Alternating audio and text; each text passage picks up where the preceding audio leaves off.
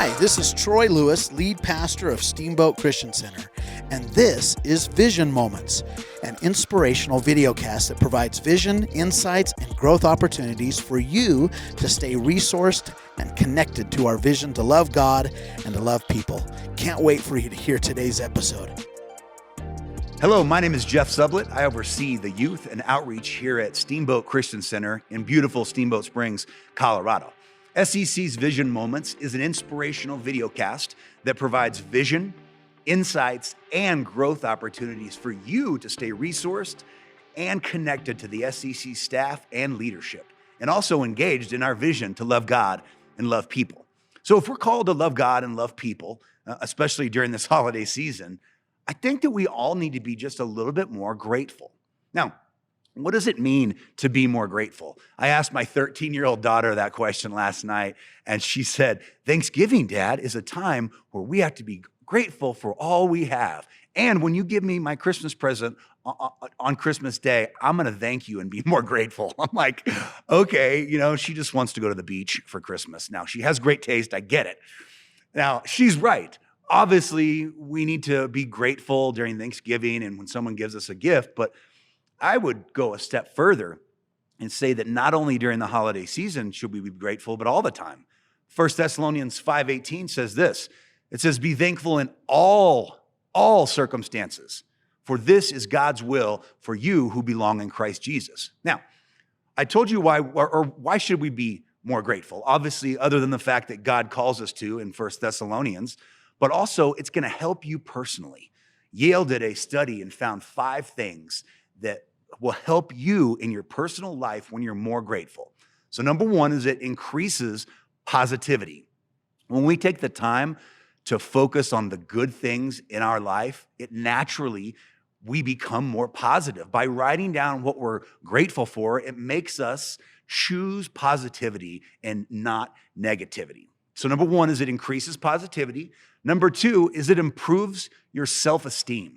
I know a lot of people that actually keep a journal with personal activities, and it allows them to be present with their own achievements. Showing gratitude has been proven to reduce social comparison, and by expressing what you are thankful for, you are less likely to be resentful towards others. Number 3, it helps you sleep better. Come on, who does not want more sleep? It's proven that spending 15 minutes before bed writing down a few grateful sentiments gives you a much better night's sleep. And we all need that, okay, especially during this crazy time. Number 4 is it makes you happier.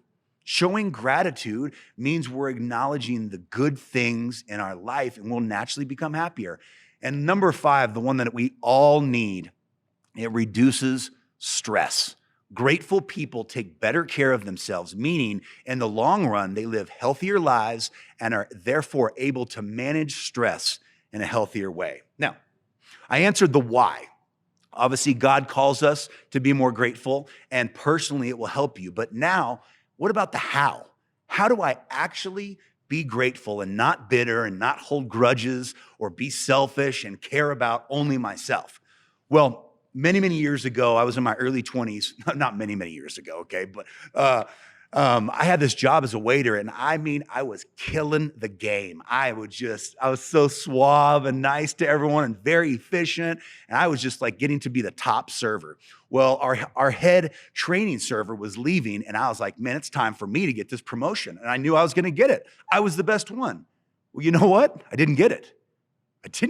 And what happened was I became frustrated and I started getting bitter towards my boss and finally ended up quitting my job. Now, as a leader, over the past 10 years, I've seen this behavior from all types of people. It's not a character flaw or an attitude problem. Rather, it's an emotional response problem.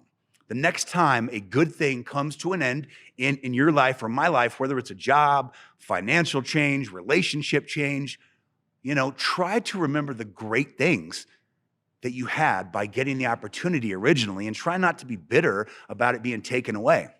I believe this is what it means to live a life of gratitude. One thing I've learned is the facts are the facts. Difficult times and difficult things will happen. And the only thing we get to control is how we deal with it. And always, always, always during difficult times or difficult change, if we have the right attitude, God will help us push through that change, and God will help us find the positivity in it all. See, we choose our mindsets of how we decide to view situations, whether we want to live in a state of gratitude or a state of bitterness.